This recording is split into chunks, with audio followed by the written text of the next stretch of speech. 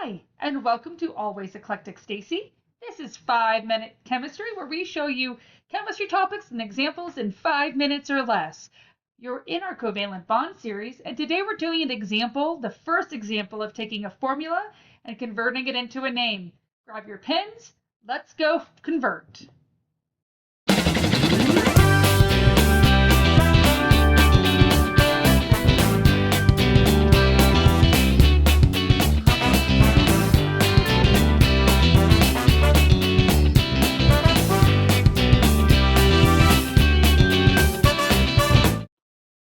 And welcome back to Always Eclectic Stacy.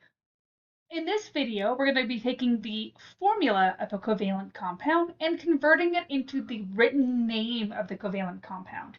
If you have not watched the video on Greek prefixes yet, this would be really helpful to watch before you viewed this video. But if you have, or you just want to jump right in, let's go.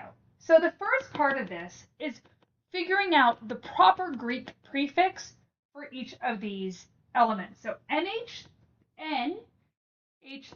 There is no subscript with the N, so we know that that is one of them, and that's a great Greek prefix mono. Mono meaning one. Now,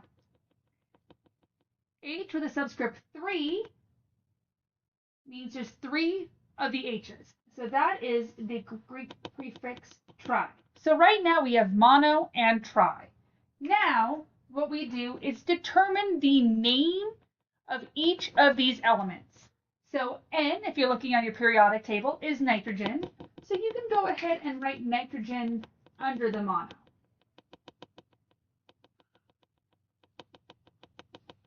H is hydrogen. So you can write hydrogen under tri.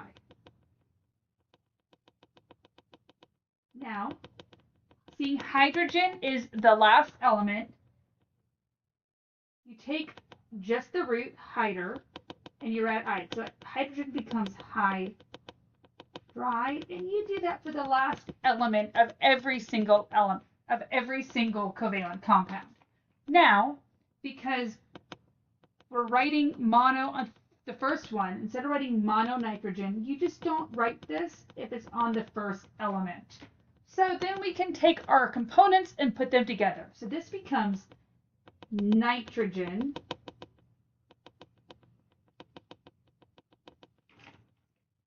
trihydride.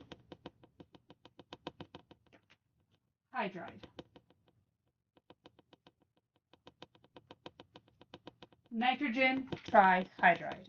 Thank you so much for watching Always Eclectic Stacy. If you like what you saw, please do not forget to like and subscribe. Have a great day.